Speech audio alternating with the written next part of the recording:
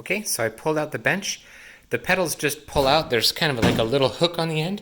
So you lift the pedals up just a little bit and pull them out. These little doohickeys press down on little switches under there whenever you press the pedals. Here's the organ. The back is held on just by 2 screws. One was here and one was over there. When you get them out, oh wait, it's still there.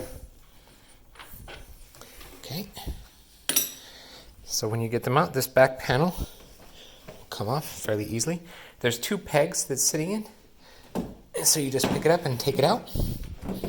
This is the back side of the organ. And if we close this shutter, this is the little roll top. Then we can see a little bit better back here.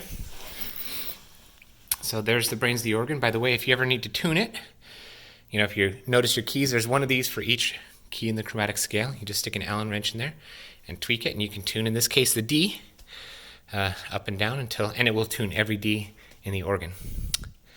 All right, so you'll notice that there's a little brown wire coming down. This is the wire that ultimately is connected to the light. It's got a little connector here, goes down, and ultimately ends up here at the very bottom. This says music light. So this plug right here is a regular 110 plug, and then so that's where we're going to put the adapter, and then we're just going to run a the regular power up there. So for now, this comes up here. Now, how do we get the top off? To remove the top from this organ, you scoot the music stand back. Sorry for all the wiggling around here. Scoot it back as far as it'll go. And then you can pick it up. Oh, wait. There you go. And you pick it up. And the top will just open up.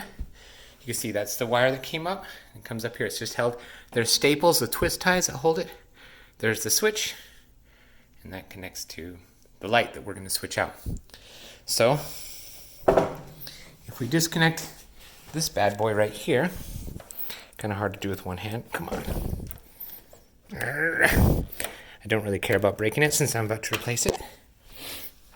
Then we can completely remove this music stand and move forward to phase 2.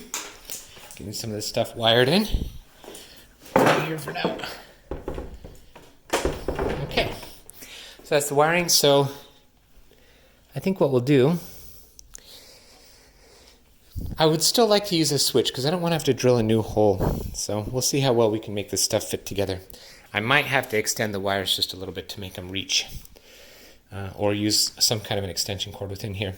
This little back panel has a little notch cut out of it for the power cord to come out of. And if we need to, we can run an extension cord in there and put it in some other convenient location.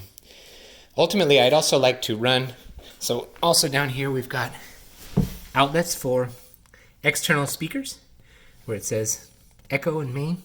The main, you plug into that, you can get line out.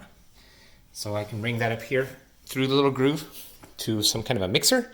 Then I can have headphones. Then you press the E here, or M, and you should be able to hear stuff through your headphones.